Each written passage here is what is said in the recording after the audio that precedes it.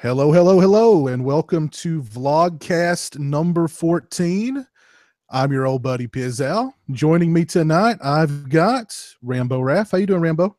Doing good. Thanks for having me on here again.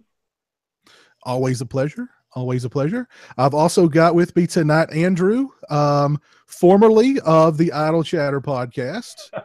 How are you, buddy? Yeah, I'm doing great. It's good to be back on again. Appreciate it. Yeah. It's always fun having you on, and I do miss the Idle Chatter podcast. So, but maybe you've got some time on your hands. Maybe you'll become more of a regular on the Sausage Factory with us. If you have that in the works, I would love to be. I would gladly accept. Yes, cool. Absolutely. Very cool. Awesome. Well, we are going to talk about all sorts of movie-related news. We may have one or two more people join us, so we'll just kind of shoot the bull here for a minute. Let me say hello to Caustic, to Manny Jatillo, Aaron Wiles, Tanner Productions, Derek Zahar. My buddy Click the Co-Signer is here tonight. How are you, DJ Donley? And let me see, who is... looks like we're going head-to-head with the movie discussion Pocket Dimension, who are apparently live right now as well. So, Did you say movie dimension Pokemon? Is that what I heard there? Exactly. Huh. I can handle that. It's Cole talking about Pokemon again. That might be it. Oh, I think that's it. It's a live. It's a live stream just dedicated entirely to the world of Pokemon. So it's all good. Popular thing. Good. It is very much. DJ Donnelly wants to know, who is Andrew? Andrew is the host of the Idle Chatter podcast. He's done these vlogcasts with me in the past. He's also been on the Sausage Factory a time or two. So yeah, good guy, very knowledgeable, and been a while. Brings a lot to the table. So, that's a high bar. Andrew, how have you guys been? How's your well, I guess we're right at the tail end of summer, or have we already surpassed summer? Are we into fall already? We are technically not to fall. Yeah, I think it's Thursday. Is it Thursday? Thursday. I think Thursday first you're right. fall. You're right. Jesus. It's pretty amazing, isn't it? I know. Time flies, man. Time flies. So have you? Wow. What have you guys been into? Have you seen any good movies lately? I haven't seen any newer films, been just watching older films. For the Tobe Hooper marathon, I was able to get a Blu-ray of the uncut version of The Mangler from overseas, Steelbook. Enjoy that film. And then I watched again Warning Sign. It's a pretty underrated film from the 80s. Yeah, I put that on my list. You talked about it the other day on our I think pre-season 6 show for the Sausage Factory. I've put that on my list. I definitely want to check it out. Pretty good flick. So, other than that, not too much. What about you, Andrew? Honestly, I kind of hit a lull in the summertime when it came to seeing movies. I think the last movie that I saw, in the theater, what in the heck was it? I mean, it was early in the summer. And then I actually saw the latest Conjuring flick. What was it called? Was it Annabelle something? The one that came out in the summertime? Creation? Yeah, Annabelle Creation. Okay. Yeah, I did see that one. I know we're going to talk about it a little bit tonight, but I have seen it. I saw that one. Okay. And then I just always, this time of year, I get nostalgic for like the comfort food and the horror genre. Like I want to see this time of year the stuff that I always see a gazillion times, but I look forward to it. So I've been kind of working my way back through the Halloween franchise. I've seen a few of the Friday the 13th flicks, Monster Squad. I've already sat down and hit. But maybe I'm not broadening my horizons at all, but I start craving that stuff this time of year. Well, I mean, yeah. I mean, this time of year, I mean, you go to the tried and true, you know what I mean?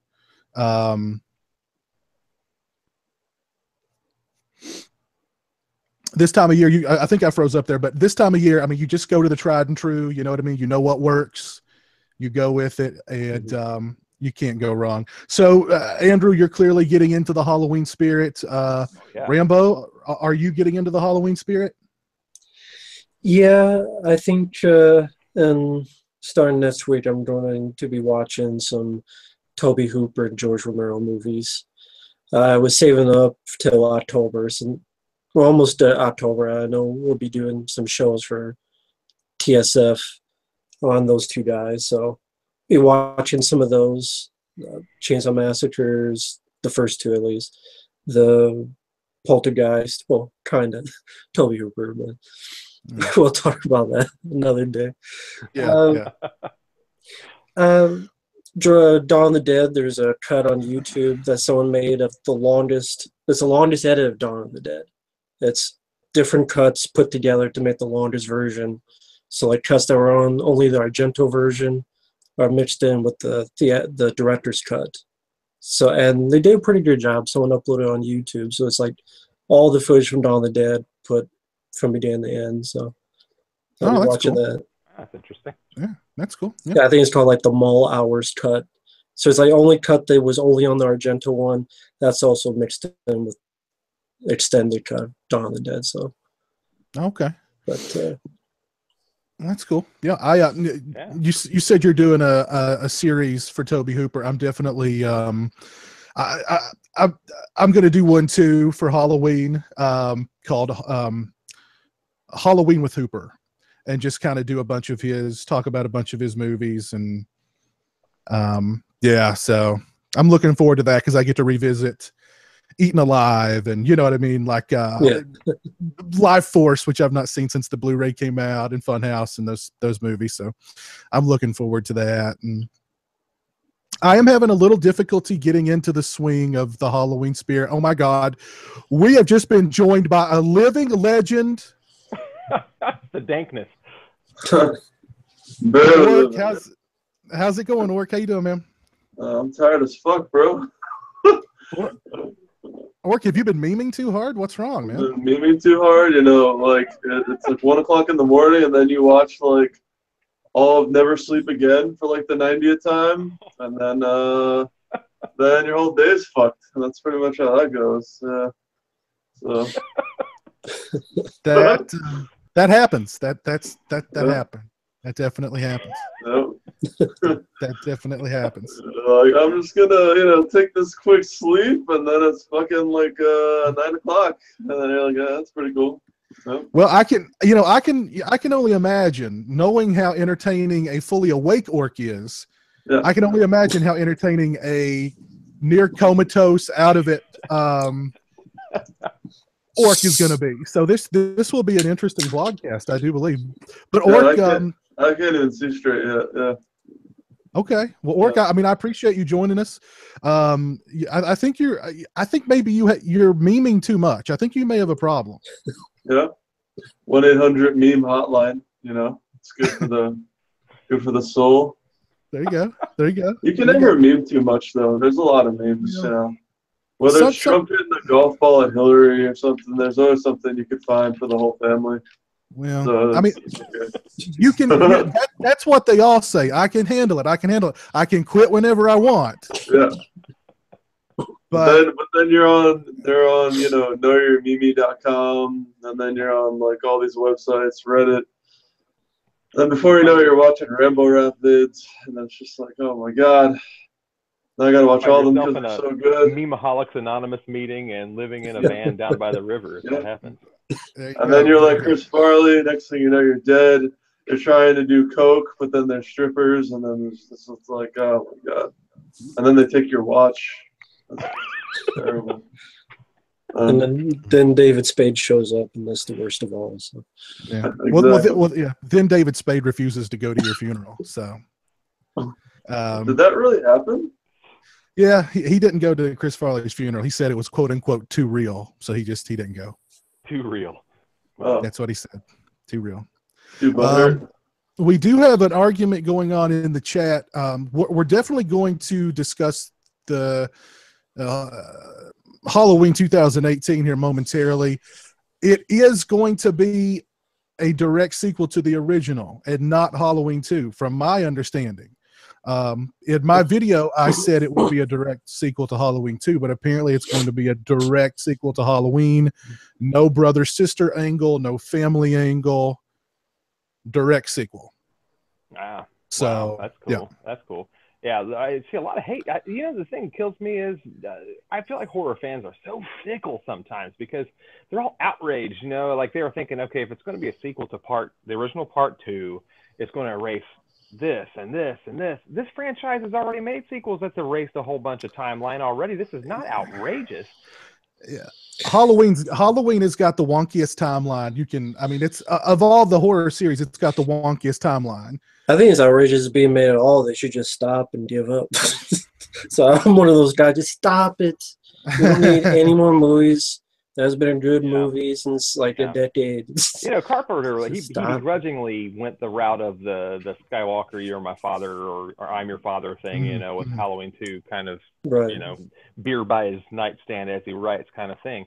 But, maybe this is his opportunity to rectify that, if he's going to make a Halloween 2, quote unquote, without having to go the brother-sister route. I mean, that's fine. That's whatever. There's nothing wrong there.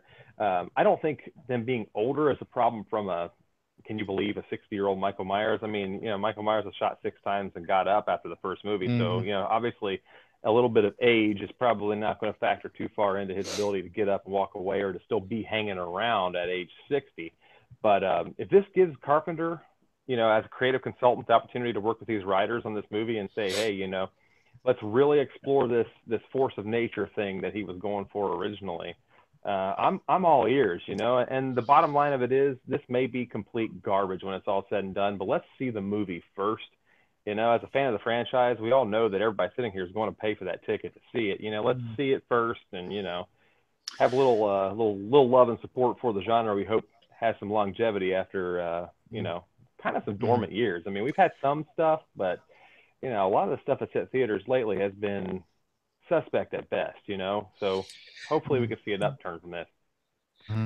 I disagree with that and the fact that I'd rather have John Carpenter put his little time that he has, considering the recent track record of what's been going on, to something more interesting than another Halloween film.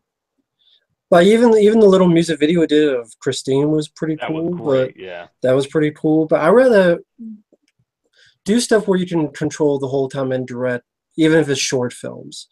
I just, maybe I don't think it'll be good just from the track record, because the last Halloween film I could say was decent was maybe 4. But I mean, H2O hasn't grown on me. It went sort of downhill. I just, with Carpenter, I'd rather be interested in him writing his own material, someone give him a chance to direct something again. Instead of just canceling him out, and I think he's totally loving the rock star thing now, and I think probably the thing that motivated him to get involved in this one more than anything was like, A, we'll pay you a ton of money, and B, you can do all the music. Yeah, he's optimistic. He'll take the paycheck, but here's the thing that concerns me, though. To your point, is I feel personally that, like, I look at George Romero, especially the end of his career, and I think, I feel like horror fans, maybe just film fans in general, especially nostalgic film fans, are very fickle. And as much as we say we want original ideas, as soon as one of our old tried and true guys puts something out that's original and new, it doesn't really get a whole lot of the light of day as far as given a shot by the people who go out and see it, at least sometimes.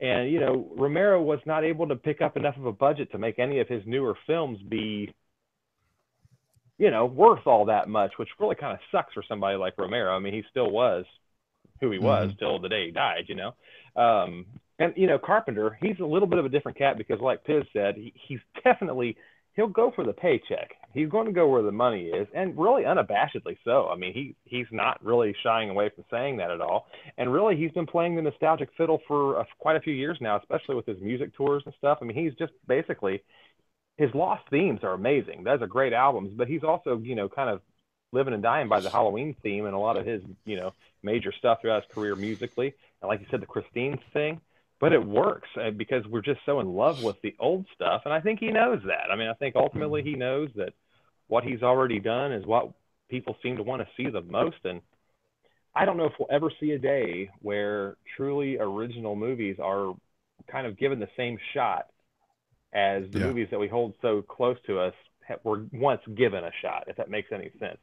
Which I think is kind of a crime. I'd love to see Carpenter do new original stuff, but I don't think this climate allows for it. Well, I don't think I think if Carpenter wanted to do something new and original, he could do it. I think he's got the carte blanche to do it. Maybe even, more so than like, Romero had. Yeah. I think if he wanted to, he could do it. I think he's at the point in his life where he's like, I'm tired of working hard. I want to have fun. I want to be a rock star. I want to, you know what I mean? That's what I want to do. And I mean, I say, Godspeed. That's like, I don't take the paycheck, Jamie Lee Curtis, I'm sure they offered her a lot of money. Take the paycheck. Yeah. You earn it. You know what I mean? As long as the end product is worth it. And I think that what it says to me about them going after Jamie Lee Curtis and investing that much money in Jamie Lee Curtis is that they're taking this movie seriously. They don't just want another Halloween movie. They want a huge Halloween movie. Mm-hmm. They want it money. You know what I mean? They want it money. So I'm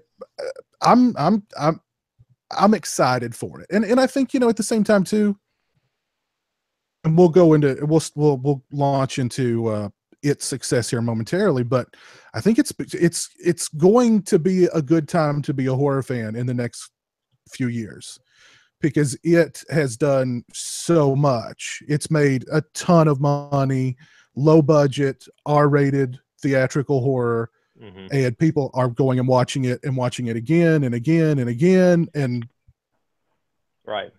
I think it's going to be a good time to be a horror fan. I think though, for Halloween, especially the franchise of Halloween, it is a mess. I mean, let's be honest. We love this stuff because we're just such fans of what we grew up with, honestly. I mean, and that doesn't mean that none of these films are good. There are a lot of good ones. I mean, the first one I consider a masterpiece. It's up there with, the films I consider tops. Part 2, honestly, I watch more than part 1. It's just it's the fun one that I go back to again and again and again. Part 3 has such strong points, even in kind of a wonky story. I've watched it at least once or twice every Halloween, probably for the last 6-7 years. But I think Part 4 is a great film. I know you talked about that too, Rambo, about how Part 4 is a pretty good film.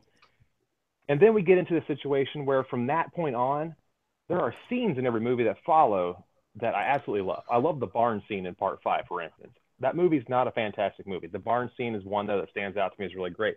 I think Part 6 depicts autumn in the Midwest better than any other Halloween movie. I agree. I think that movie depicts autumn in the Midwest better than any movie I've seen. I mean, that when I watch that movie, that is like just, I don't know. There's something about that movie, particularly Halloween 6. Halloween 6 is the one that I will go for this time of year, even more so than maybe the original, because it has that just intangible fall, autumn, Midwest feel about it. Yes.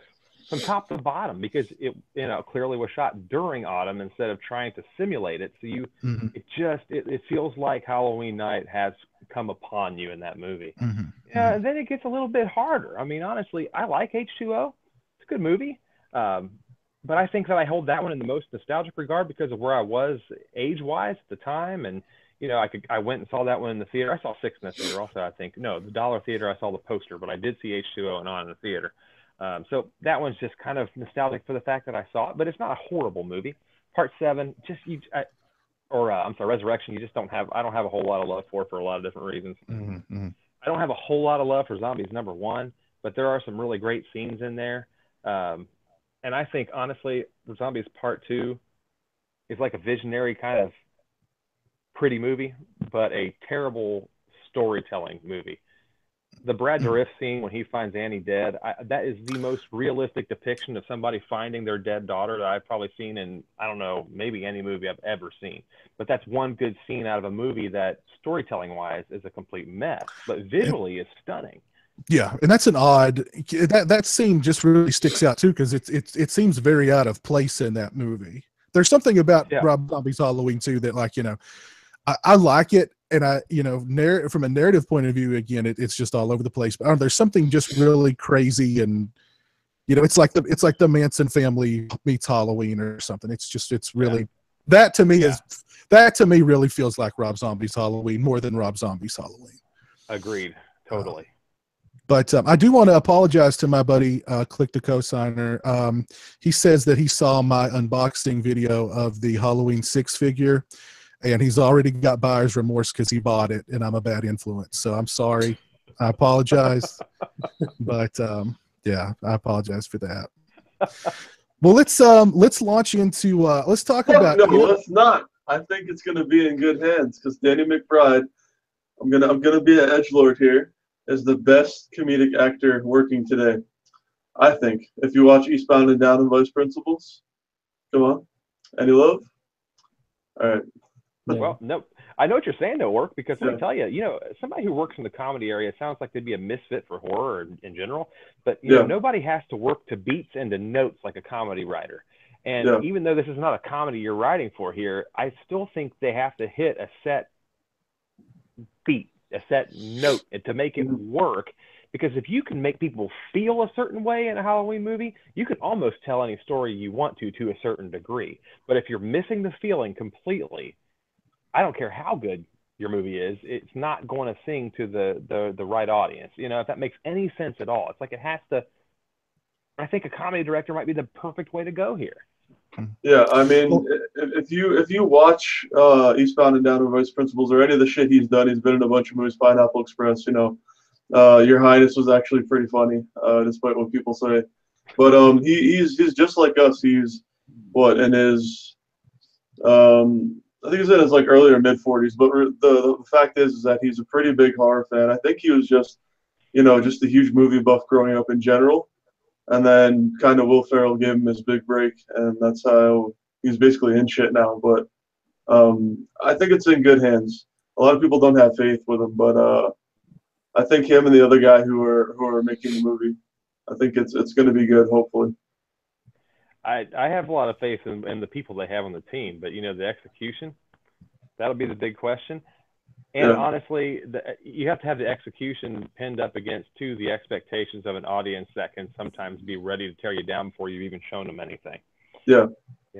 I just can't see my boy McBride fucking up worse than Zombie. Like we're not even at rock bottom. We're below like the surface. Like that's how low the Halloween franchise is right now. He'd have to. He would. They'd have to put forward, I think, a maximum effort. But what I was trying to say before I sort of lagged up there was, to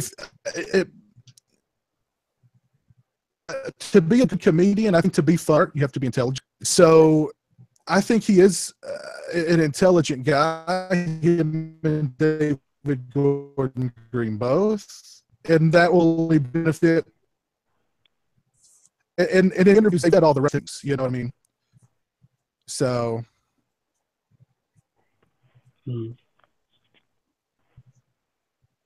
Oh shit! I fucked up the stream. You sound like a little bit like RoboPiz. Well, anyway, let's. He's still in there. Keep talking, Pizzo. So we're gonna see if it's. Hello. You still there now?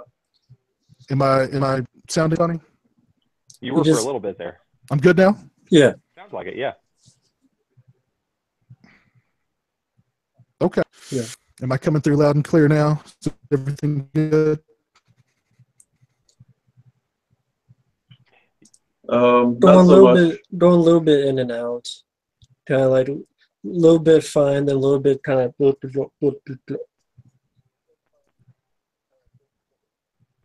Let me test something here. It was Google Hangouts, of course. It's gonna screw everybody up. It's Google Hangout. It never worked right. We should start talking poorly about YouTube again and see how long the stream lasts. Okay, fuck YouTube. There it is. Hopefully it gets worked out. Can you guys hear me now better? Am I coming through better now? We're hearing you. I'm not seeing you, though. Anything? Hello? Yeah, can you hear us? Yeah, we got you. Can you hear us, Pizzo? Okay, yeah, I turned my camera. Can you guys hear me? Yep. Yeah. Hello? Yeah. We can hear you. We got you. Okay. I turned my okay, good. I turned my camera off. I think I might be having some internet issues. So, but let's go ahead. Let's talk. Now, Andrew, I know you've seen the film Rambo. Orc, have you guys seen it yet? Yep. I haven't seen it, but you can feel free to say anything, and it won't bother me at all. So feel free. I have no interest. I have no interest in seeing the film, so I'll skip it. But feel free. You can say anything you want; it won't bother me. Like spoil it or however. Cool. Okay. Well, it's made what over $200 million in like just 2 weekends. So I mean, tons. It's an enormous hit. And you know, I've seen it twice. I really liked it. Andrew, let me get your thoughts on it. Yeah, clowns don't do anything for me. I've never been a clown guy, but it as a film was really entertaining. They cast the kids really well. The changes they made from the novel to the this version of the screen take on it was really nice as far as the kids go. The camaraderie was great. The jokes were not forced at you, but they worked. There was a lot really going for us from the kids standpoint.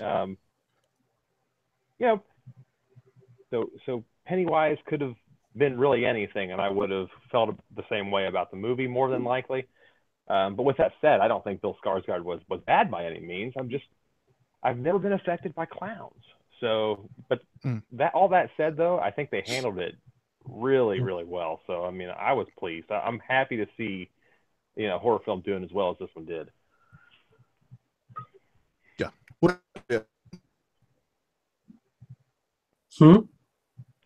you say? What about you, Orc? Orc. Yeah, I thought it was pretty good, just from the opening scene alone. So, Rambo, you said you don't give a fuck about spoilers? Nope.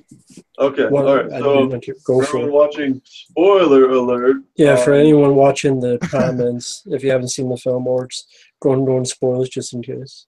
Okay, so, don't fucking blame me when I spoil everything. But just from the opening scene, you're like, okay, it's another remake, blah, blah, blah. Everyone's hyping the shit up. It's not good. I'm going to go to King's house and fucking have a talk with him an hour away, true Maine fashion. But so the opening scene's happening. The boat's like going down to the sewer. And then you see Pennywise, and I'm like, all right, he looks kind of fucking stupid. It's not as good as the original.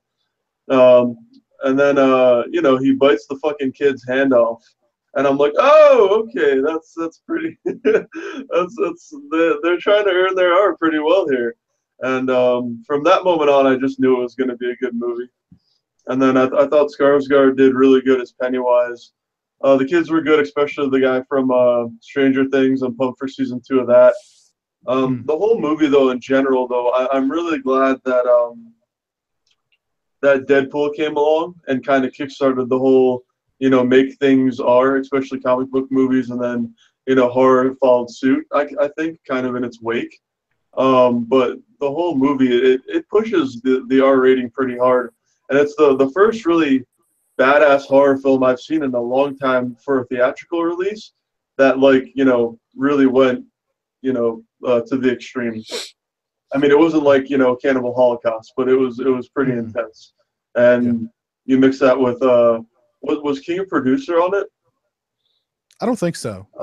But he just said he loved it. Oh, yeah, for a paycheck. But all the people involved, I thought did. I think he really did love it. Oh, yeah. But all the people involved, it was really good. And it's interesting to see because King is getting all the rights back to all of his movies. I forgot what the list was, but it's like 6 or 7 movies, and it's like Children of the Corn, Carrie, a bunch of those. And if we have hard R's on those, like imagine Children of the Corn, holy shit. I don't even know if they could make that today.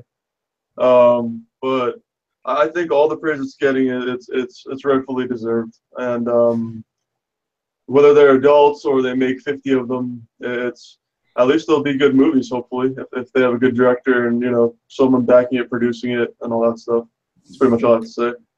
Well, I think it had a good director, and it wasn't just, typically remakes have just been cashing, like they don't care about the end product. It's all about cashing in on the name. You really got the sense with it, I think, that they were out to make a really good movie, and it succeeded. It is a really good movie. I think from every point of view, it's a good movie. Technically, it's well made. The acting is great. I thought Bill Skarsgård did a fantastic job as Pennywise. My girlfriend is petrified of clowns. She was scarred by the miniseries back in 1990. To go off of that, I had to go. I was watching it like with a group of friends. Well, my brother's friends, and I was like, "Oh, what's this movie about?" And like my 5-year-old voice, and they're like, "It's about clowns that eat people." It's about a clown that eats kids like you, and just that, and then seeing the scene like where he bares his teeth. I had to go to therapy for like a fucking year. That shit fucked me up so bad. Yeah. Well, I think she was almost at that level of having to go to therapy, but she refuses. She refused to rewatch the miniseries. She did not want to go watch the new It. She didn't even want to watch the trailers. She was just like, get it away from me.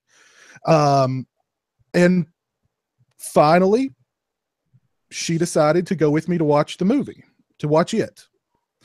And after we left the movie, she made her statement. I actually said, did you like it? She said, yeah, I really liked it. And she goes, it wasn't scary. And I said, do you think that's because you're now an adult and you understand it's just a movie and it's an actor in makeup and it's all fake? And she was like, no, it just wasn't really scary.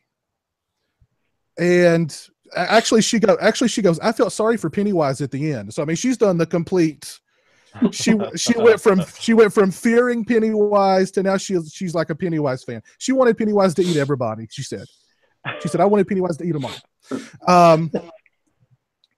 But she said, she said after the opening scene with Pennywise and Georgie, she was like, at that point, I didn't know if I was going to make it through the rest of the movie. And then she was like, it really wasn't scary. She conceded. She was like, it was a really good movie. You were right. It is a really good movie. The Skarsgård guy does a great. You were right. It was a really good movie, but it wasn't scary. And that kind of got me thinking about. I didn't think the movie was scary, but scary is such a subjective point of view. It's such a subjective thing. Like earlier, we were talking about getting into the Halloween spirit. I'm having a difficult time getting into the Halloween spirit this year. And somebody asked me why. And I said, because I live in a perpetual state of Halloween. Look at my man cave. It's Halloween all year long. So I do feel I am having difficulty getting into the Halloween spirit. But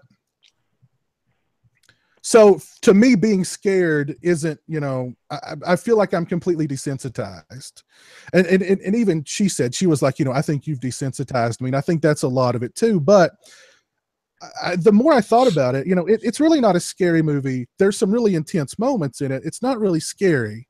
But I thought that the movie kind of shifted. That opening scene with Pennywise and Georgie. And then after that, it kind of shifted. It wasn't as dark. It wasn't as menacing. It wasn't as, I don't know. It's almost like Pennywise was a little bit different after that opening sequence too. Did you guys get any sense of that? Did you guys think it was scary? I just kept thinking about that. Like, okay, it really wasn't scary. It was intense, but did they maybe bring it down a little bit, or I don't know. I mean, what do you guys think? Did you guys think that there was like any kind of tonal shift after that opening sequence, or what? I think really it shifted. Yeah, definitely from the monster to the relationships between the kids. I think that the movie's focus went totally on them in the face of the adversity, but the focus wasn't on the adversity. It was on the kids in the midst of the adversity, whereas that first scene was a kid on the street and a monster in the sewer, So, yeah, I agree with you. What do you think, Court? Yeah, I agree with that. It was just a good change of pace because, like, um, just to go off quickly on something else, it's good that horror is now like a thing again. You know, we like every once in a while we fall like out of the loop, and then like Scream comes along and kickstarts everything up again, or whether it's Paranormal Activity or something like that. So I think it is doing that, which is great. But as far as like it being scary, I found it refreshing because nothing in the movie scared me. Some of it was suspenseful, but it's nice to walk into a horror movie that isn't a Conjuring or Insidious film, Mhm. where the film isn't exactly top-notch scary, but you know the sound is jacked so far up that when you see Darth Maul, you know you're like, oh shit, fuck. um, or that nun in the second Conjuring, you know, because for a while all we got was like found footage and then like jump scare movies, Mm. and I hope this kickstarts, you know, more suspense and atmosphere, Yeah. Well, which I think it will. that's a good point. That's a good point. Suspense and atmosphere. Like I don't Yeah. recall there being any boo scares in it. No. And if there were, they were handled in a way that, you know, it wasn't like the big jarring boo scares that you get in the ghost house movies like The Conjuring and Insidious and stuff like that. But and I'm very, here's the thing, because we've had a lot of successful horror movies. That's why we've got this whole Conjuring universe. We've had some successful theatrical horror movies, but then it comes along and just absolutely, it almost feels like a complete horror renaissance now. It feels like horror is back and horror it's mainstream and it's profitable again, and we're going to start seeing a lot more horror movies. And I think that's good. They're as good as it, or you know what I mean. But I think it's a good time to be a horror fan, and that's owed entirely to it, I think. And you know, they didn't. It's a remake, kind of, sorta, but it doesn't. It follows its own path. You know, I think the smartest thing they did, especially with the new Pennywise, is that Bill Skarsgård did not try to copy Tim Curry in any way. He brought his own thing to the table, and I don't know. I mean, that, you know, it's. I've seen the film twice. I thought it held up perfectly the second time around. It's funny. It's surprisingly funny. And you know, the movie does an excellent job of making you really fall in love with those kids, and you know what I mean. You want them to, you know, you feel their bond, and you know, you like all the kids. There was one kid I was annoyed with, but you know, whatever. He was just a kid. You know what I mean. Don't be a noob. You gotta break the ice and admit it on air. Who the fucking kid was? It was. I mean, you can't. I can't make fun of a child actor. Oh, okay. He's just a kid. Just a kid. And what was funny too was, like, I was talking to my girlfriend afterwards, and she was like, "Oh, those kids did really good."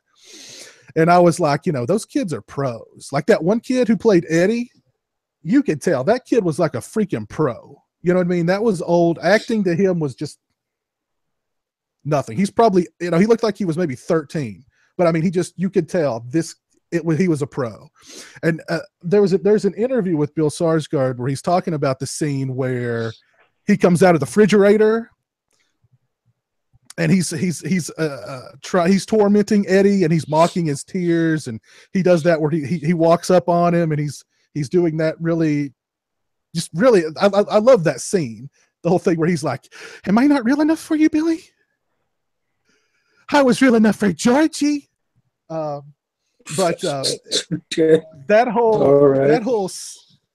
whole scene, like the kid is just like freaking out and crying, and you know, and Bill Skarsgård thought he was really doing a good job freaking this kid out. You know, like he had this kid scared to death. And then, like, when the director yelled cut, the kid just turned it all off and was like, "You're doing great, man. I love what you're doing with the character. I love working with you, blah, blah, blah." And Skarsgård's like, it's like a 12-year-old kid. You know what I mean? He's more pro than I am. So, I mean, but I don't know. All around, it was just a really good movie. And I'm happy that it's a successful film, a hugely successful film, and it's actually a good horror movie. It's not a crappy remake, so we're going to get more crappy remakes. You know what I mean? Right. it was put into the hands of a good director, and this is what you get. You know what I mean? They kept the budget modest, they kept it R-rated, and this is what you get. Yeah, I think horror moving forward is going to have. I honestly think literature is going to be the future for anything original in horror, in my opinion. Like, I feel like a horror writer is going to have to get super popular with an original idea, and then somebody's going to have to make a film adaptation of their literary work to get an original idea back out in horror again. Because, like, it was wonderful, but it's still not an original piece. And I feel like anybody trying to make something original for the film's sake, or just as a movie maker, a screenwriter, or whatever, they're going to be facing that brick wall. But if something in literature can gain some ground in the horror genre again, kind of in the vein of Stephen King, and then get a film adaptation, you may have like a horror Harry Potter on your hands, and that may be like, because like you said, horror is back as far as mainstream is concerned. And you hope it stays that way. But for people saying there's nothing original out there, I feel like that may be one of the best routes you could hope to go. Mm-hmm. Well, and speaking of originality, I mean, the rumor is already that, like, New Line they're already getting a new Nightmare on Elm Street ramped up, and they're already looking ahead to when they get the rights back to Friday the 13th, and they want to do a new Friday the 13th movie in the year 2020 because that's the 40th anniversary of the original film. So New Line, New Line is back on top as far as horror is concerned because they've got the two biggest horror franchises ever in-house. And they're going to start rolling out new Friday the 13th and new Nightmare on Elm Streets. And, just the last Elm Street remake was so good. Well, that Elm Street was a fucking masterpiece compared to Rob Zombie's Halloween 1 and 2. They both were right hits that could shove up my ass. But here's the thing. Here's the thing. If they put those projects in the hands of capable filmmakers like they did with it, maybe they can make actually good new Friday the 13th and Nightmare on Elm Street movies. So how shocking would that be that we actually get a new Nightmare on Elm Street and Friday the 13th that are actually good? Here's how you know it's going to be good. You got your fucking big ass soda. You got your tub of popcorn. You're about to get a refill. The movie's about to start, and as long as it doesn't say sand dunes, you're good. Platinum Dunes. Platinum Dunes. My bad. See, I'm still looking I was gonna say, here's how you know they're gonna be a good movie if they don't have Platinum Dunes involved in any way. Sand dunes. I'm gonna come down south and visit North Carolina. There we go.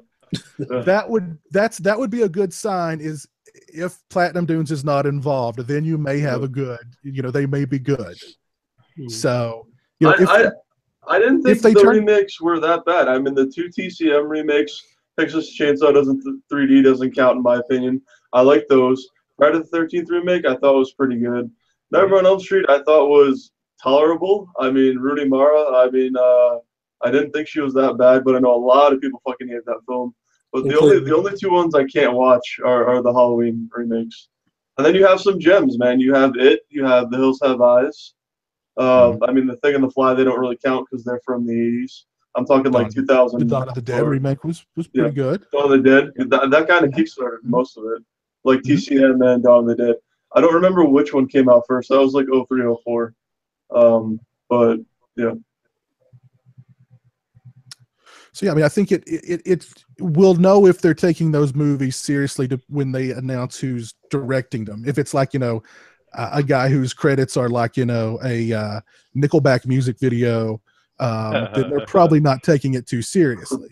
Just think of the way, though, that Freddy Krueger could torment people nowadays, though. Think of the nightmares that kids could have in the cyber world that we live in.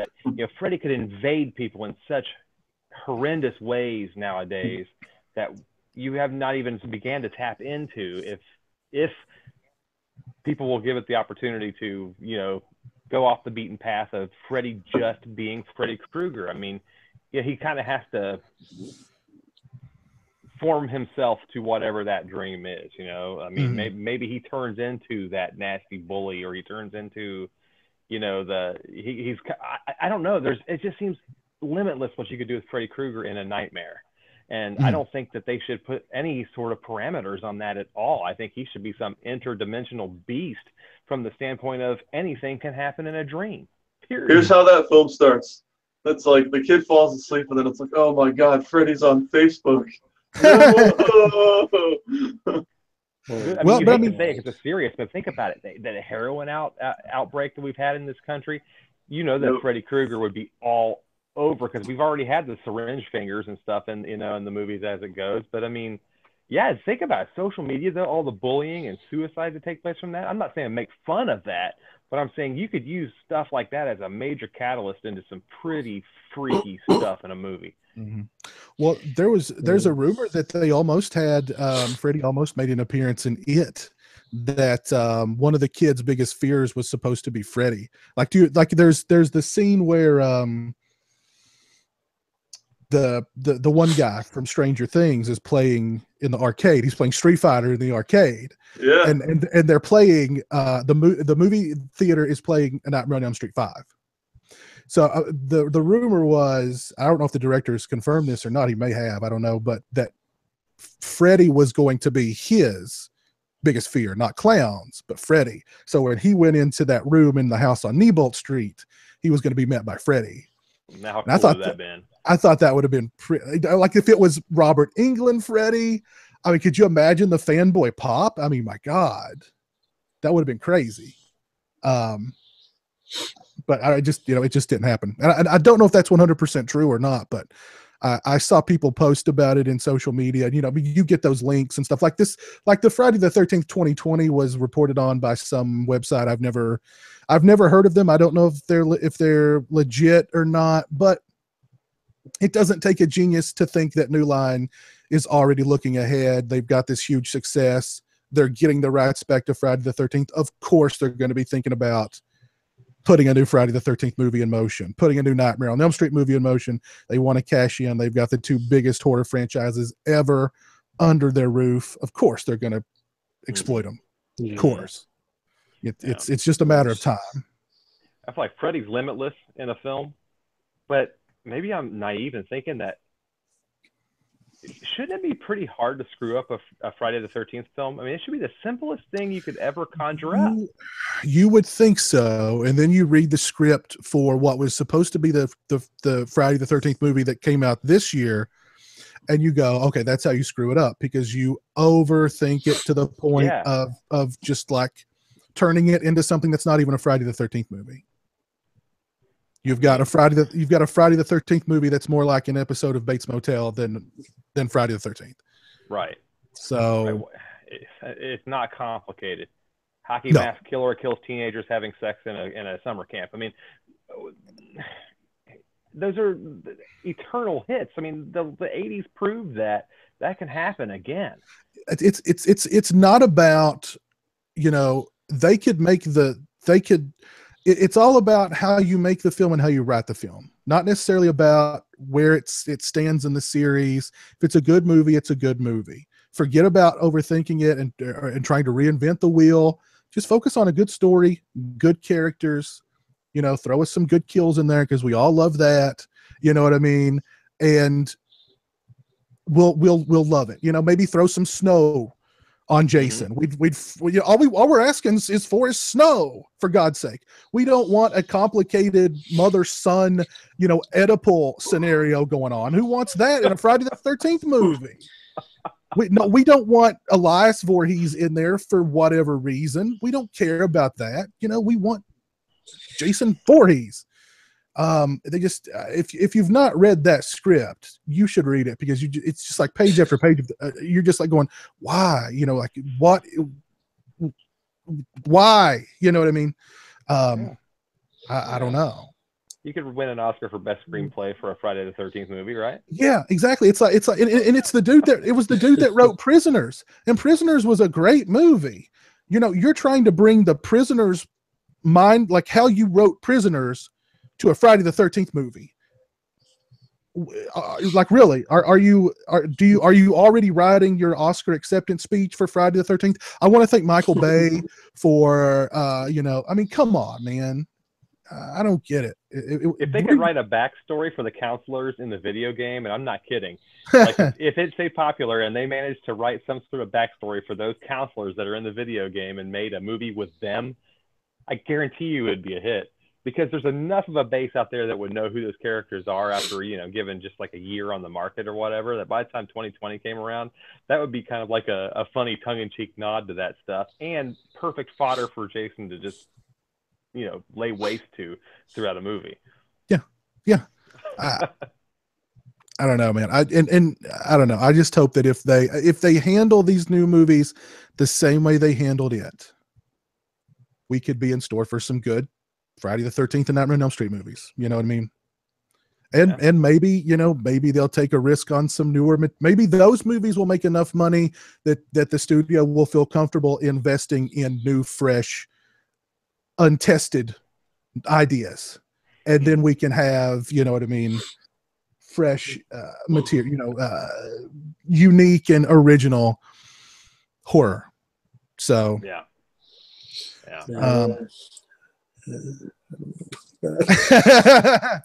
You don't seem so optimistic, Rambo. I have no reason to be. Granted, I haven't seen it, but I'm one of those.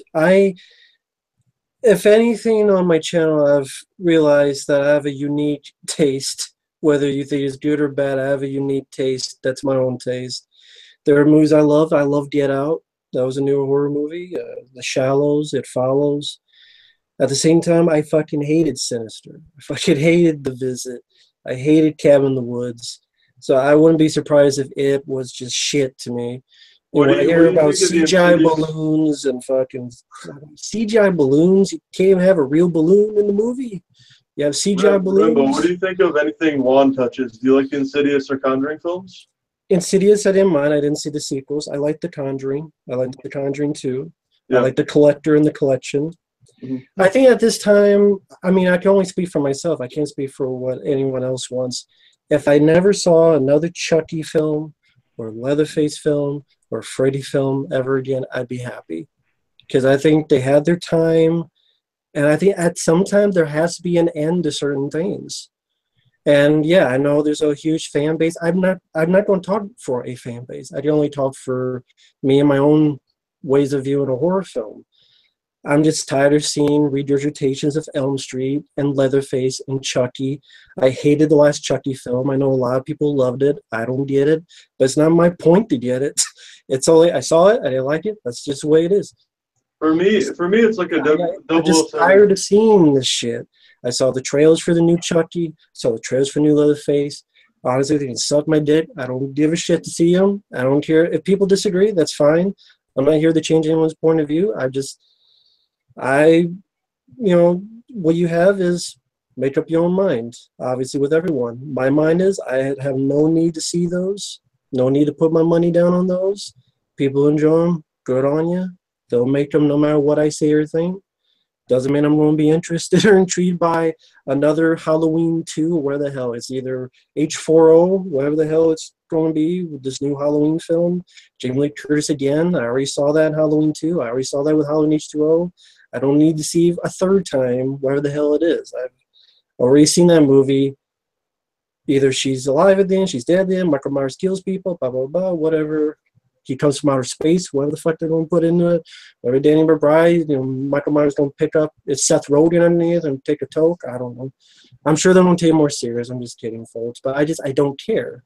At the end of the day, I just don't care. I have no interest. Via con Dios on that. I just don't care. Going off of what you're saying, though, like James Bond, biggest franchise in for movies for the most part. One of the things I like about the newer films coming out, even if they're complete shit, which I think most of them are at least half decent, is when new films come out, or especially a new game comes out, like Friday the 13th. You start playing, and then there's like a 12-year-old kid, and he's on your team, and he's not actually team killing you, but that's besides the point. And he's like, wow, this is amazing. And I'm like, yeah, that's a pretty cool game, huh? And he's like, yeah, this is awesome. And he's like, let's get out of here. And I'm like, yeah, did you see the movies? And he's like, no, how many are there? And I'm like, oh, there was like 3 or 4 or something. I don't know. And he's like, oh, wow, that's pretty cool. And I'm like trying to get like someone who's interested, like someone who loves the game interested into the movie. So that's the main reason why I like it with all these remakes and stuff. While those films themselves may not make the best impression, it might make a new fan, which is, I value, a fellow horror fan more than someone who watches, every Jason Statham movie and thinks it's fucking amazing. Well, why should I care about that? I mean, I'm only care about my own view and experience. I don't care if someone finds her or not. That's not my job. Well, I'm just saying as far as like the horror community goes. I like all the people I've met on YouTube and then on other websites as well. It's just like without the horror base, like you're a big action movie guy too, and you like all genres of film for the most part. Yeah. I wouldn't have met any of the people I met on YouTube. So it's kind of yeah, but that's with discussing with people about movies past and present and future. That's not just with the movies coming out. I think Dorn's point though is like, even if you went to the theater and you saw it and you thought it completely sucked, would you be happy that it's doing well for the sake of more horror to be coming out in the future and the possibility of something you like in the genre being down the pike, being given the opportunity because of the success of the box office of something like it, even if you hated it? You know what I'm saying? It would, I mean, I don't know, because I don't know, will that new group of films, will that be my cup of tea or not? Will that be, what are their reasons for making the film? What kind of films are they making? Are they making films that are just going to be, because let's face it, anytime there's a hit, they're going to do copycats. Many times, time and time again, we've had a big hit and we're hoping, this is not all the time, but a lot of times we're hoping there'll be this new, and sometimes there's gems. That's why I always look for gems in the bunch. But a lot of times it's always not always, but a lot of times it's a copycat thing. So I think, yeah, there's going to be gems in the bunch. I look forward to this one called Mom and Dad with Nicolas Cage, where it's one of the guys who did Crank, he's directed it, and it's the bunch of parents go crazy and they try to kill the kids. And the kids are trying to defend themselves against their parents. And one of them is Nicolas Cage going insane. And it's like a R-rated. That sounds like a perfect role for Cage. Yeah, and it's called Mom and Dad. That one, I haven't seen a trailer. They had a showing in the festival. I look forward to that. And there's always going to be gems. I mean, every year I can find those gems. Get Out, I really enjoyed. I enjoyed The Shallows. The Final Girls, I thought was a good one. Some others. So I can't. Grant, maybe there'll be a lot more movies. Cool. It just depends. I can only judge on each one. Is it going to be my cup of tea thing, or is it going to be a lot of copycats? Are you of the mindset that you just want to see new stuff? You let the past be the past. They don't make them like that anymore. So I think with I mean, everybody who's watching, and I think most of the people who are watching too, are probably pretty hardcore jaded horror fans who grew up in the era of, the 80s. And, when we think of Friday the 13th, we think of that era. And, we're not going to, any new movie is not going to be able to capture that era. Well, Yeah, go ahead. No, I wouldn't use the word original. I would never use the word original, because even the original film isn't necessarily original. It's just, it's always going to depend on the certain product, I can only judge a maybe by movie. And just with the recent 5 years, there's been many more times that I would say maybe the past 7 years, there's been more films I've been looking forward to, I saw and I was let down. And I think as time has gone on, I've become more and more pessimistic, because I've seen how a lot of I know at this point in my life, my view on movies is very different from many others, and I can't change that. So I can only be honest, and sometimes a bit too honest for folks, and I can only view it how I see it. So I mean, it's not a concrete, easy answer. It's just, when I hear of an idea that's it's hard to say original, but not part of a franchise. Mhm. I'm more interested in that. You know, when Okay. way back in the day when I heard of The Collector, I'm like, okay, that's not a original movie, but I'm like, okay, let me give it a look. I liked it. I liked the sequel. When I heard Behind the Mask, The Rise of Leslie Vernon, Tucker and Dale versus Evil, that intrigues me more than another and hell, I mean, there's been remakes. I enjoyed the Maniac remake. I didn't think I would. I did. I enjoyed Dawn of the Dead. Friday the 13th, I didn't think was bad. I saw it in the theater. But when I look at my list of my favorite horror films in the past 5 years, not many of them are franchise movies or remakes. It's one of a few. Like, I really enjoyed the Hills of Ice remake. I really enjoyed that. But it's just more than usual that's going to be a movie that is original, whatever that word means to someone. I don't know how else to put it than that. Is there, I mean, I think this is something I thought about, especially the last couple of weeks, though. I almost feel like, and I don't know if this is kind of a weird topic or a weird way of putting it, but like us horror fans from back in the 80s and even before, you know, these movies that we all loved or whatever. I have this feeling now where like a lot of us of this generation, some of us view things more positively than others. Some of us, you know, take more of a kind of a pessimistic spin as far as looking forward. You know, we've seen a lot of crap, so a lot of more craps to come. And that's not a stupid way of looking at things. It's just sometimes that could be a realistic way of looking at things. But sometimes I wonder, though, if like a horror fan such as ourselves here, are we like drug addicts? And by that, I mean, they say that drug addicts have this incredible high the first time they shoot something up. Like if you're a heroin addict, that first hit is amazing. And you spend the rest of your life chasing that high. Mm-hmm. And like, and I don't care if it was the scariest thing, the bloodiest thing, the whateverest thing, the blah, blah, blah.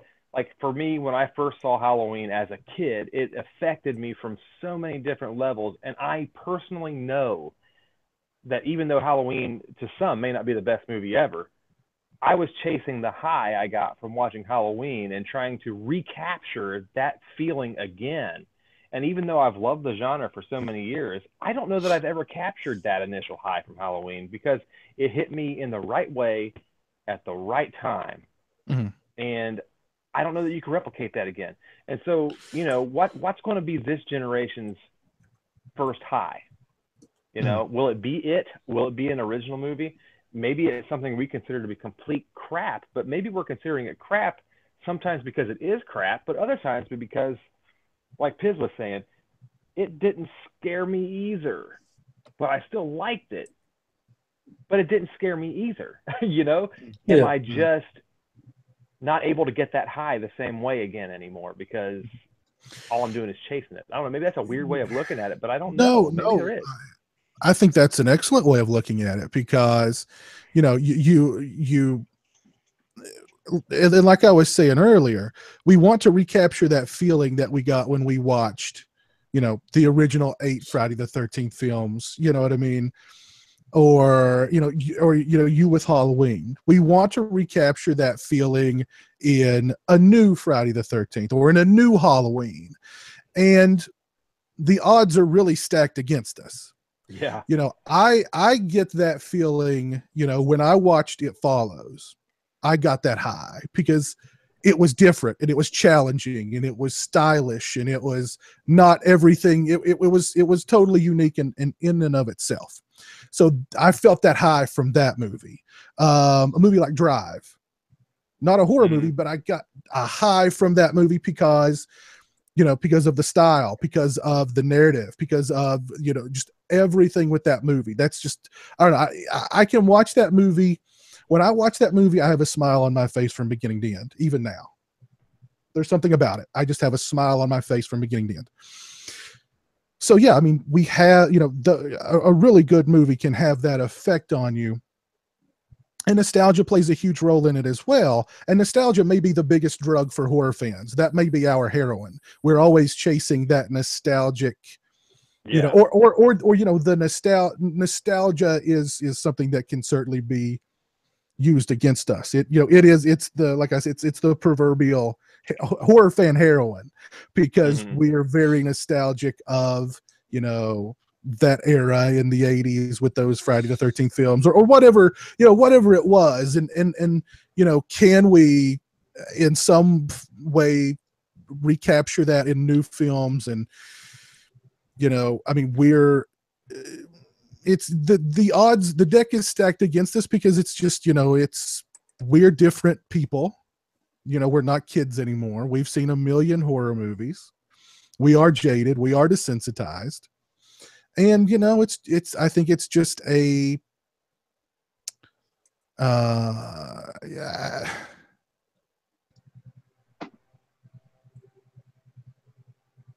I don't know. I think the language of movies and filmmaking has kind of changed too, if that makes sense.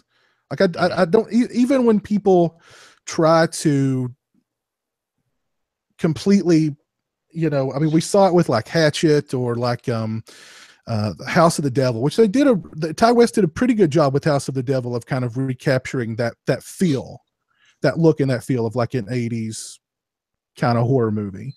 But there's another element there. There's something else there that just, I don't know what it is. And maybe it's just inherent in us that you can't recapture no matter how, you can tease and Aquanet the hair, but it's just, you know what I mean? It just doesn't have, I don't know. I don't like like playing things fake ironic either. And that's one of my things. People seem to really like that a lot. I'm not a person that does.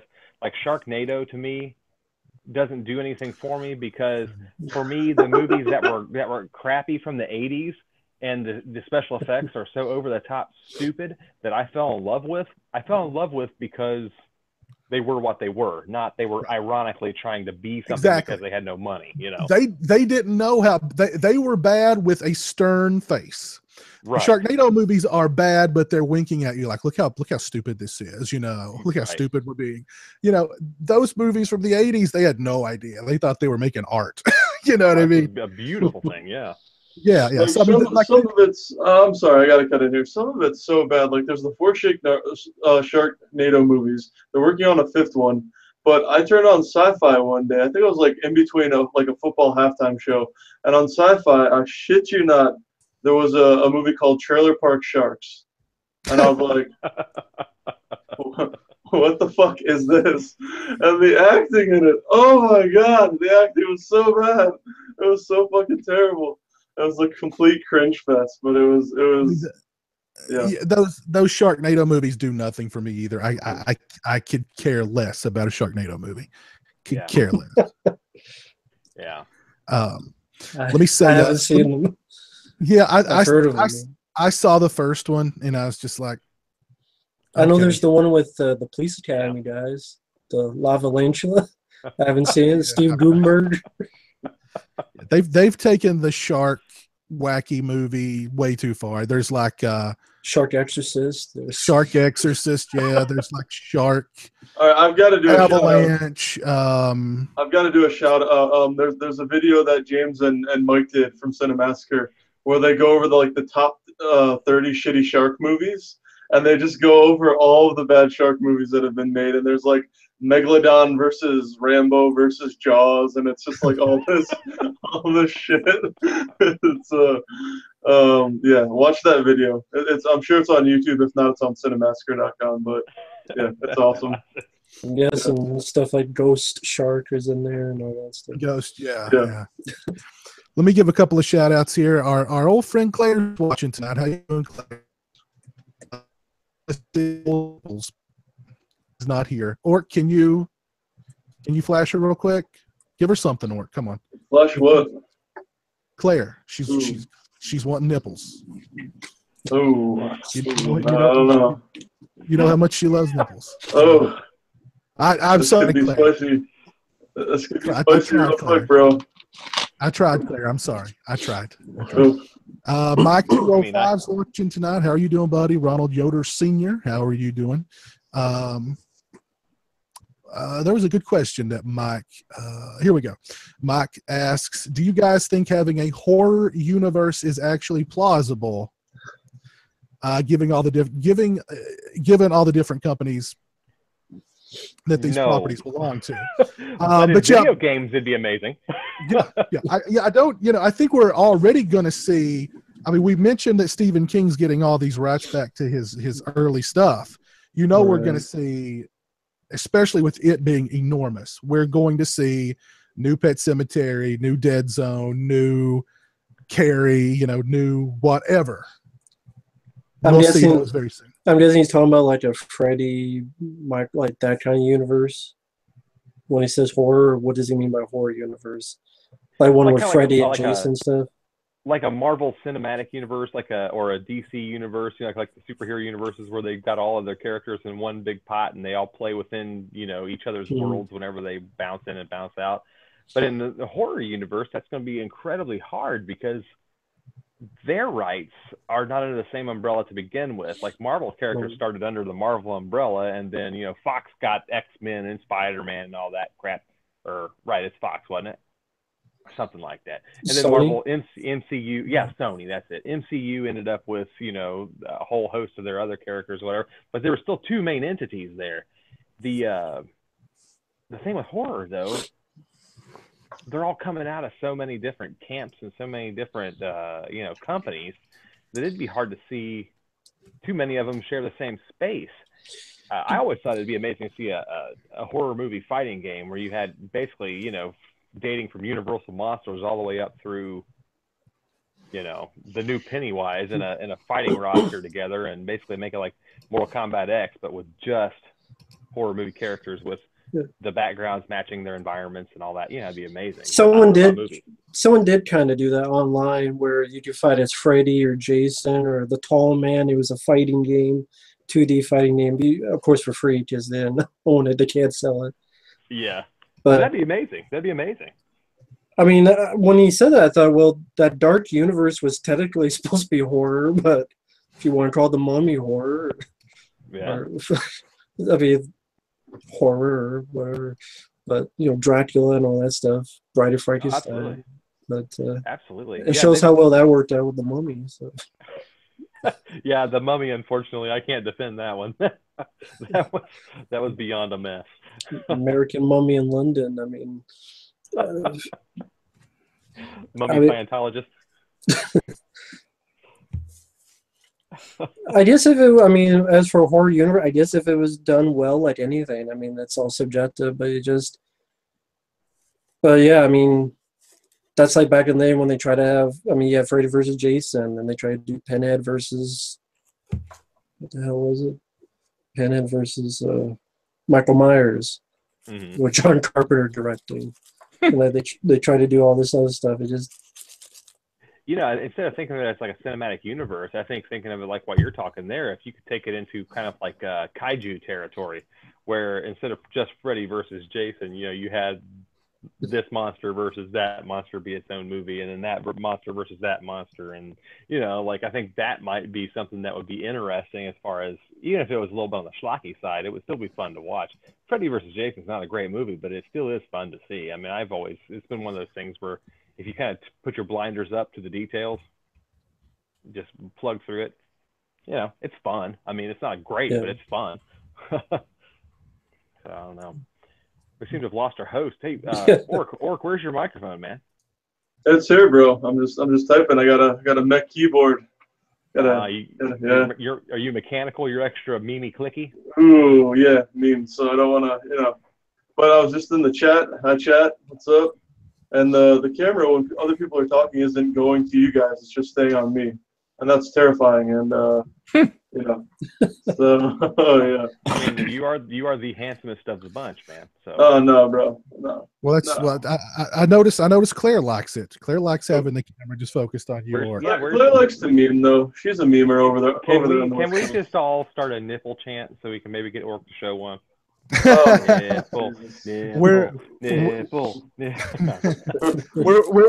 working hard for you here, Claire. So we're trying. I see Cameron's joined. How you doing, Cameron? Great.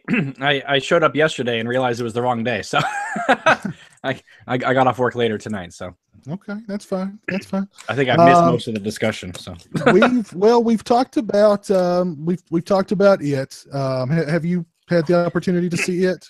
I have not. I just wanted to, if you guys hadn't talked about the Jamie Lee thing, I was Oh, we're actually getting ready to jump into that right now. As a matter of fact, perfect. so you're perfect timing. Perfect. Yeah. So I mean, let's just dive right into it. The news broke just the other day that Jamie Lee Curtis is reprising her role as Laurie Strode in next year's Halloween film. It will be a direct sequel to the first film, which means no brother-sister dynamic, no family drama. It's Michael back to being the, just the force of nature that he was, albeit an elderly force of nature. But I'd mentioned this earlier, but I think this is great news because it tells me that they are taking this movie very, very seriously. They want this to make it money. So they are investing a lot of money in both John Carpenter and Jamie Lee Curtis. They want it money. And I think that this is the way to get it. Cause I mean, it's definitely, it's going to be talked about, not just among horror fans, but among the mainstream as well. So, and that's exactly the same sort of route that it took. It transcended just being, something that horror fans could go and see. And, they turned it into the juggernaut that it is. With big stars, though, you always run the risk of that week 1 powerhouse followed by week 2 slump out the wazoo, where it's like, oh, Jamie Lee Curtis back in Halloween. I hope it does well. Don't get me wrong, but they'll be like, oh, let's go see her, and then week 2 will be like $15. Look, it's got a redeem resurrection. I mean, Jesus Christ. And let me just say real quick, I'm so excited about this news. I'm sure Rambo probably hates this news, but I'm so super excited about this news because ever since John Carpenter wrote the second movie and he came up with his brother-sister angle over, he says, a 6-pack of beer, we've been following this family line through the Jamie story, through the Rob Zombie films. This is the first time we're going to get a sequel to part 1 that completely deviates from that timeline. So I'm curious, what are they going to do with Jamie Lee Curtis? How is they going to tie it into Michael Myers if she's not related? That's fascinating to me. They're going to have her eat yogurt. Well, and again, I mean, it's in the hands of capable filmmakers. So I mean, I have faith that they'll, they'll figure it out and they'll bring us a good film. Yeah, somebody in the comment section a little while ago said, I'm glad to see Jamie Lee Curtis doing something other than yogurt commercials. So I mean, yeah, I'm normal for bowel movements, so I'm good. She doesn't need to remind me every time she's on TV. And I don't care. I don't care if they gave her a big paycheck to do this. I mean, she deserves it. Yeah, that was my thought. She deserves it. Give it to her. Somebody had commented on the video I made about the news saying that she was giving all the money to charity, or to her charity, and I'm like, well, good. Whatever. Great. That's even better. But pay her whatever she wants. She deserves it. They're making a big investment. So, I mean, they're clearly taking this very seriously. I think that's a good sign. I also love this idea. I know some people out there in the Hollywood universe don't, but I love this idea of creating multiverses where instead of, to go back to a movie, like a sequel that, like for instance, like what Neil Blomkamp wanted to do with Aliens, instead, go back to Aliens and then make your own Alien 3 and deviate and create new timelines and stuff. I find that fascinating. I think we as movie fans and movie collectors, we're at a point where we can keep, I mean, listen, we're going to have H2O, we're going to have Resurrection on this timeline, but now we're going to have another timeline. And I love it. I think it's great because we've never been able to have this before as a fan. Cameron, I think you're absolutely right, and I like what you're talking about too, as far as why Laurie Strode. If she's not his sister, why Laurie Strode? And I think what would really hammer this home for old fans and new young fans is if, with this being actually released in October for once, a Halloween movie released in October, if they would have some select double bill features where they show you the original Halloween, followed up by 2018's Halloween, whatever they're going to call it, back to back. That way they can really hammer home, because not only just the brother sister thing not being there and having to figure out a new reason why he finds his way back. What has Michael Myers been doing in the previous 40 years? Has this evil kind of lied dormant, kind of like the 27-year thing in It? Like, is it just lying there somewhere? You know, I bet not doing anything. I bet he's been lying on a table in a like a homeless man's shed for 27 years. That's where he's been. All these not 27 years, but here's what scares me. I hope they don't go this route, because if they do, my heart will sink a little. And that is, years later, they make a movie about what happened on the night on Halloween, and that resurrects him to come back out after Laurie Strode, because the movie is out. Like, I don't want them to do the Scream 2 thing, and that's my only fear, is they'll go that route. Or what if Michael is just in Laurie's head? What is this, high tension? That would be terrible. Let's say they don't go that route, though. How do we surmise as a group here? Michael gets up from the lawn, and he doesn't go after Laurie in the hospital. Where does he go? Exactly. Where does he go for this? What was it? What's it? 40? How many years is it now? I don't know, but let me just add one more thing. Since they did it with Rogue One, let's do it with Halloween. I want a CGI Donald Pleasance through this whole movie. You know what, though? They'd have to CGI a 40-year plus whatever he was in the first movie. I just want to hear, I shot him 6 times again. Could Kurt Russell pull off Donald Pleasance? Hell yeah. Could Kurt Russell pull off Dr. Loomis? If John Carpenter is involved, anything's possible. If he's trying to reprise the I see Rambo's crying. Yeah. Rambo's I'm not crying. Well, he's crying because he's crying because H2O is off the timeline now. They can't do that. You know what? H2O have grown up, so that's fine. Do you just have a 2-liter Melio? I've had this the whole time. Man. You're just like, fuck this.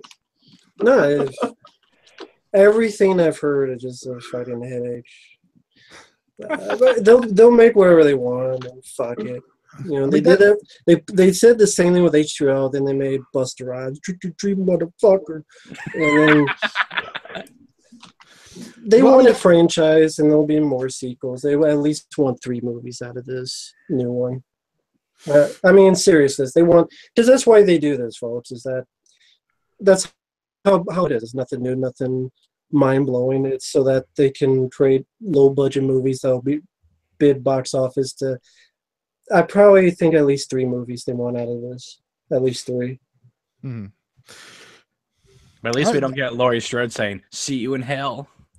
Well, is she going to be in for 5 minutes? Is she going to die at the end? So it's like, this is the second time I've seen this character die at the end. Is this like, is she in it for 5 minutes at the beginning? Is this going to be? Maybe she'll be Michael Myers. Is this going to be the Michael Myers will be played by Mike Myers? That'd be interesting. Yeah, baby. He walks in and there's like a couple having sex. He's like, "Oh, behave." If you ever see the work print to H2O, there's a part in the movie where they're watching Scream 2 in the actual theatrical film. But if you ever see the work print of it, they were watching Wayne's World, like a Mike Myers thing, and they made a crack about Mike Myers. Mike Myers should maybe be in the movie. But yeah, I mean, where could Michael have been all these years? What could he? I mean, did he have a job? Was he living some sort of normal life? And then did they ever explain in H2O, or no. They just didn't say anything? So they probably do the same thing, right? He was just out there and he appears. He probably just laid low key and worked as like a Walmart greeter for like 40 years. But if you're gonna do this, if you're gonna deviate from part 1. That means you need to commit to it. I don't want to hear Mr. Sandman again. I want a whole new take on it. Don't try to copy off part 2 and other movies and bring it into this one. Make a complete original film. Mm-hmm. So. Does he somehow get picked up by authorities in the hours or maybe days after the original movie, and they recommit him to an institution? I mean, it's a possibility. Well, didn't they say something about? Well, no, that might have been the one that was. The Halloween that was briefly being done by The Marcus and Dunstan. No, it's the guys who did the Collection and the Collector. Right, those guys. Oh, is that right? Okay. Yeah. Mm-hmm. Oh, I'm thinking of the guys who did Freddy versus Jason and the remake. Yeah, Shannon Swift. You're right. Marcus Dunstan and Patrick Melton. Yeah, yeah. They said theirs was started out with like a courtroom kind of thing where Michael had been in whatever, and then it moved on to whatever. So, but Danny McBride and is it David Gordon Green? Is that right? They both said they wanted to go back to the first one because they really liked the simplicity of it. So if you take that into consideration, that means they're going to try and capture simplicity. Now, how do you capture simplicity in a sequel? You know, that has to do with Laurie Strode still. Like, I mean, how do you keep it basics? Because the whole point of a sequel is to take it up a notch, which is what Halloween 2 did. So I'm curious, how are they going to make it a sequel and still keep it simple? Because you have to have a plot. And ultimately, without explaining anything about Michael and why he is the way he is, you have no plot. So it's hard because on one hand, you don't want to, explain Michael's evil because that's where you get into all these rabbit holes that have made the Halloween series what it is. But at the same time, what movie do you have if you don't have, any reason after the first film? I mean, a Maniac on the Loose works for one movie. A sequel that's really a remake like The Force Awakens. Or you could have Laurie Strode be the parent of a kid and babysitters are taking care of her kids. You know what I mean? And Michael Myers comes after them. When a stranger calls type of thing or something like that. I can see that. Because, he has to have more than one victim throughout the movie. Yeah. You would imagine. Well, they'll have to start shooting this thing pretty soon if they're shooting for an October 2018 release. I mean, you would think they'd start probably at the beginning of next year, and so I mean, we'll have plot details come out, and And this is Blumhouse too, so I mean, expect a 28-day shooting schedule. It'll be so fast. It'll be like super low budget, even though it's going to be high budget with Jamie Lee Curtis. But I mean, they're going to make their money back. That's just. I mean, it was on not just the horror websites; it was on Yahoo. This news, like I was saying before too. I mean, this is going to transcend just being big in the horror world. I mean, it's going to go mainstream. So I mean, and what's crazy is it is literally she did H2O because it was 20 years after part 1. Now we're 20 years after H2O. Exactly. Yeah. And I feel old as fuck.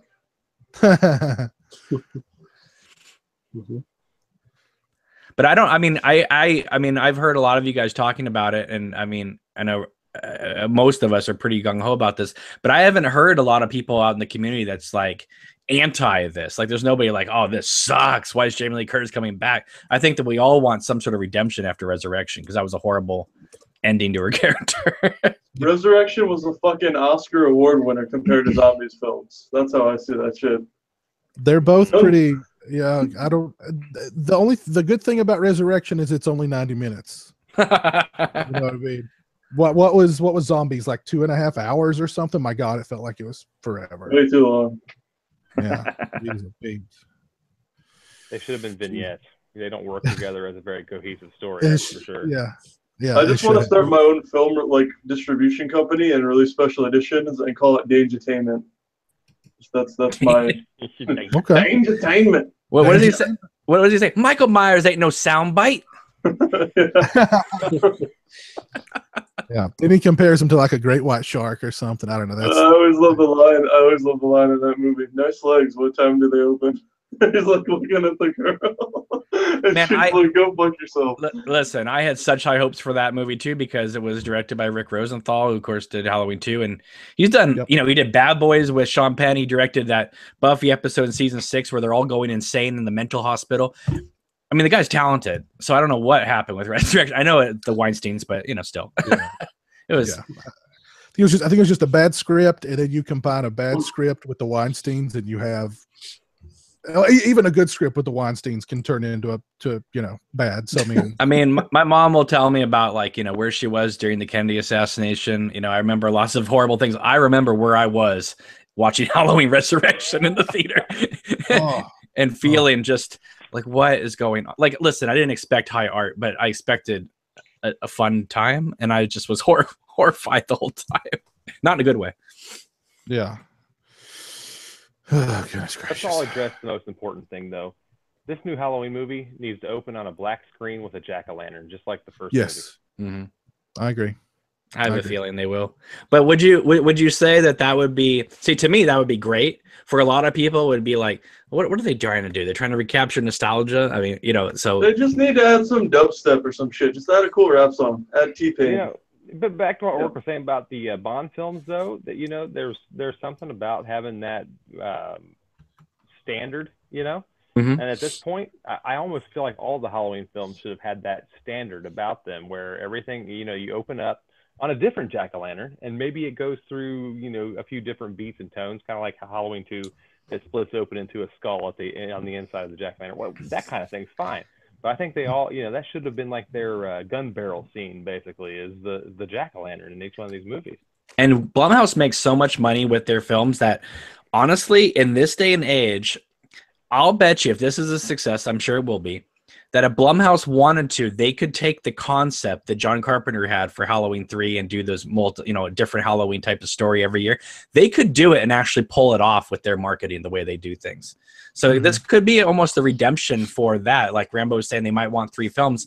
They might want to do this kind of like a Tales of Halloween creep show thing, where every year, every couple of years, we get another film that takes place on Halloween. It might just be called, you know, I don't know, the Halloween Chronicles or something. I don't know. And then each one's a different story. They could do it. Yeah, I mean, that's totally plausible. That's totally plausible. Yeah. And how awesome would it be to actually have an actual horror film, like you said, coming out in October? How many times have I seen a Halloween movie in August? Like, that's not when I want to see a Halloween movie. I'm still in the middle of summer, you know? Yeah. Yeah. So. Yeah, I think it's, I think it's an exciting time to be a horror fan, because, you know, it has definitely caused sort of a revival, and I think we're going to see a lot of horror movies coming out in the next couple of years, and hopefully they're good. You know what I mean? Yeah, I just don't want a bunch of killer clown movies. It has made nearly $300 million worldwide in 2 weeks. Think about on a $30 million budget. That's insane. That's insane. And you know, it's not just the movie. You know, it was the marketing campaign. It was the trailers. It was the hype. You know, nostalgia. I mean? It was nostalgia. And you know,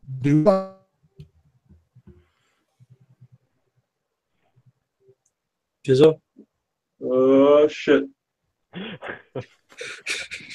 Go ahead again. My mind's about to say something. Just I don't know what to do with my hands. Someone should freeze frame this. It should be his new Facebook profile pic. The thumbnail for the video. Yeah. Ork, what do you think about this news?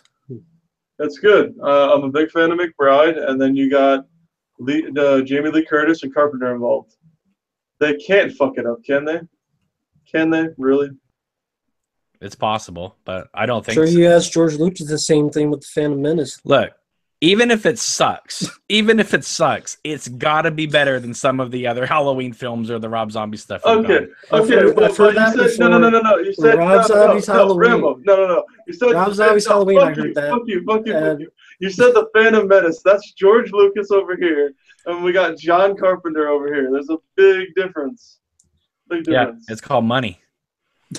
Okay. Well, yeah. Tons and tons of money. Oh, we got multiple Piz here. Anyway, as I was, how you doing, Piz? I'm doing good. As I was saying before I was so rudely interrupted. If New Line and Warner Brothers can put the same kind of marketing machinery behind, you know, the next Nightmare and the next Friday, which you know they're going to do, and those can cross over, then, you know, I mean, it's going to be a very profitable time for horror too. Oh, Ork, you still there? Okay, you don't want me to use George Lucas? Fine. Really start with Prometheus and Alien Coming shit. Oh shit, that's a nice meme. That's spicy. There you go. There you go. You know, I try all these years, but I can never outrant Rambo Raff. Look at that 2-liter. Oh my God! I just want to run to the store right now. Fuck their clothes. You don't drink enough Mellow Yellow. Get on Rambo's level. No, but I got a surprise meme of the week. Coke Zero Sugar is pretty good, and it's actually a little bit better than Coke Zero. Who would have guessed? I'm with you. It's definitely better for you. Yep. Definitely. Yeah. Hey, here's a mind blower though. Rob Zombie is a director, and George are almost the same exact guy, except they just make different types of movies. I think they both do the same thing. I think they both like have a dream one night and think, man, this would be a really cool scene. I want to write this down. Man, this would be a really cool scene. I want to write this down. And then they can't think of a story to tie all the really cool scenes together. And so they just put them all in there and then try to tie them together somehow. And in the end, you end up with this humongous mess of what they thought were great ideas strung together. And that's exactly what the prequels were. And that's exactly what Rob Zombie's Halloween movies were. Wouldn't it be cool if we put my wife on a white horse? Yep, that would look nice. What does it do for the story? Not a damn thing. But we're going to do it because it looks cool. Well, let me. I got some insight into Halloween 2 that Rob Zombie was doing. In the middle of production, the Weinsteins were frantically calling other filmmakers to come in and help them. In their words, I quote, "Zombie is fucking us. Zombie is fucking us," while he was making Halloween 2. Do you think he was trolling them like on purpose completely on that at that point though? I don't know. I mean, I find Halloween 2 kind of fascinating because it is sort of like a giant I don't give an F. You know what I mean? I'm just gonna do it. You know, there's like a Tim Burton sequence halfway through, these puppets and stuff. I know it's interesting to me. I don't think it's a successful, but I think it's interesting as an experiment of what. Yeah. I feel the same way. I feel the same way about it. It's just so crazy and off the wall. I mean, it's an experiment gone awry. Yeah. But that's okay. Well, I mean, they brought him on. They had other people. They had the guys that did Inside. They chose it. Yeah. They had, they could have gone a different way, and they went back with Zombie. So I mean, when he said he was never going to do a sequel, exactly. They should have fired him then. Yeah. In fact, he ended his first movie in a way where there wasn't supposed to be a sequel. It was supposed to, because he blew his head off. And then that's what made him look like Rob Zombie. Yeah, exactly. Weird and old. Yeah. They did Lords of Salem in 31 and 32. Where the hell? Yeah, but his movies go straight to VOD now, so he's kind of done. I mean, even if he makes stuff, he's not making any theatrical films. Yeah, after Lords of Salem in 31, I mean, you can understand why those went to VOD. I haven't seen them, so I can't say. But I've 31. heard. Yeah, not very good. So you saw Lords of Salem then? Did you feel the same way? I didn't like Lords of Salem. Okay. No. I do spin Halloween 2 once in a while, but Lords of Salem, I tell you, it's like I enjoyed House of Thousand Corpses and Devil's Rejects was a pretty good movie, but that's pretty much the extent to it, I think. Probably for most people. Cameron, since you're on the show and you're a David Lynch viewer, Rob Zombie's kind of like a shitty version of David Lynch. There's a lot of shitty versions of David Lynch out there, actually. Have you seen Darren Aronofsky's Mother? I was going to say, has anybody seen Mother? I hear very interesting things about that movie. No, I've heard the rock song, but I know they did the cinema score thing, and apparently it's got an F. Mm-hmm. You got to try to get that rating, by the way. It doesn't seem like he's trying to be David Lynch with that film. He's actually, I think he's trying to be Lars von Trier. I think he saw like Antichrist and was it that Melancholia, which is like, I can do one of those for America. And they're like, no, you can't. And then he was at a convention and then he said how much he likes Nazis and stuff. And then it like Kirsten Dunst was like, "Oh God, please stop." So well, that's not the worst part. The best part was right before that. He said his next film was going to be XXX pornography starring Kirsten Dunst, and she was like, "What?" Nice. Yeah. So is the movie confusing? Sign me up. It's bad. It's supposed to be just like very. It's a retelling of the Bible inside of a house. It's supposed to be. There you go. It's supposed to be very pretentious and very artsy, and like okay. the word is you either love it or you hate it, and if you hate it, you vehemently hate it. And Paramount had no idea how to sell it, so they advertised it as Rosemary's Baby. Even though, even though it's not. The poster, the trailers, everything looks like Rosemary's Baby, and then people get into it and they realize it's not. It's a drama about the Bible. So, and ultimately, that's the film's fault. I'm kind of interested to go and see it, because anytime there's that kind of polarizing movie, it's interesting to go and see what side you land on. But and I've liked most of Aronofsky's stuff, but I don't know. Well, Paramount made a statement the other day that said, well, this is what happens when you guys, don't want sequels and remakes. You get original programming, and if you accept this on Netflix, you should be able to accept it from us. The difference is Netflix is in our living room, and we can try it out. We're not paying $16 a ticket, or I'm sorry, $9.99 a month with Movie Pass. Well, keep in mind too that Mother took the release slot that Friday the 13th was supposed to have. Mm-hmm. So, yeah. Really? But it's okay, Piz, because in 2020 they're going to make it up to us, right? I know. Yep. We talked about that. 2020, the 40th anniversary, new Friday the 13th. Nah, it's going to be 2030 by the time it comes out. Probably. I'll be dead by then. I can't fucking live that long. Shit. OD on Coke Zero. We're going to be on our 15th reboot of Texas Chainsaw. Be awesome. So they're purposely holding off for 2020 just for the 40 year. That was the rumor. It's not been in any way confirmed. Because it's going back to Warner Brothers. Because it's going back to Warner Brothers at the beginning of next year. And I mean, you know they're going to do something with Friday the 13th and Nightmare on Elm Street. You know they are. Well, yeah. So Freddy versus Jason 2. They'll do reboots to try to get as many Elm Streets and Fridays. At least again, 3 more. You know what though? I'll tell you with the success of Ash versus Evil Dead, don't be surprised if they bring that topic back up. Ash versus Freddy and Jason. I think they would feel he's too old. If they don't have like a newer Freddy and stuff. I mean, they probably just have like a new Ash or something.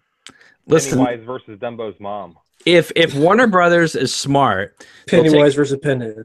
They'll take a look at maybe this Halloween thing with Jamie Lee Curtis, and it would be smart of them to maybe go back to the timeline and branch off and continue the Tommy Jarvis Chronicles. Mm-hmm. That would be the smartest thing. We got a trilogy of Tommy Jarvis movies, and then he's gone.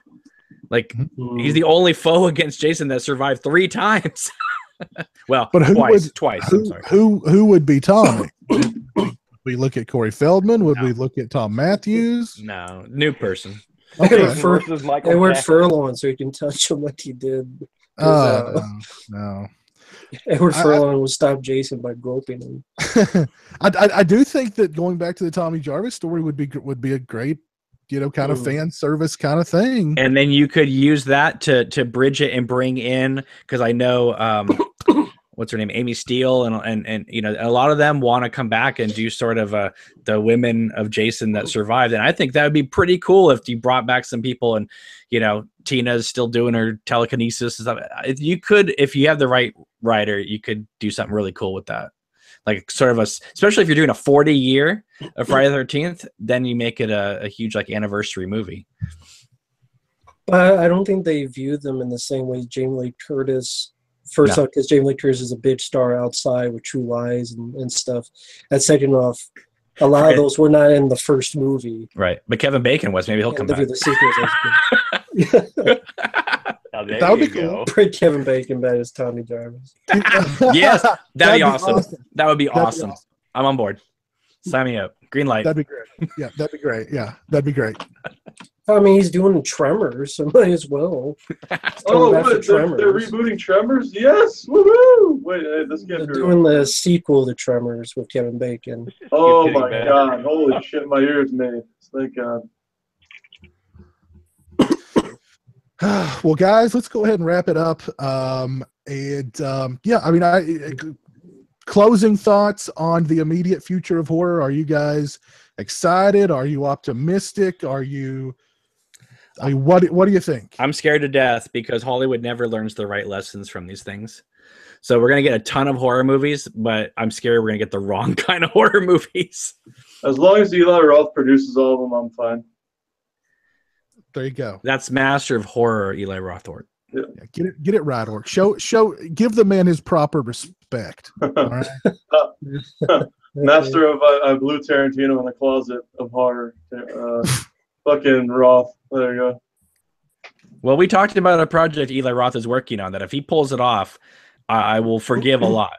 And that is that thing he's going to do for AMC, where he's going to get a lot of horror filmmakers together and do like a half-hour or hour show where they only talk about movies they've never talked about on the record. So like Carpenter would be talking about Village of the Damned for 30 minutes or something like that. And that would be interesting. I'm all for that because he wants them to get on the record about movies they never talked about.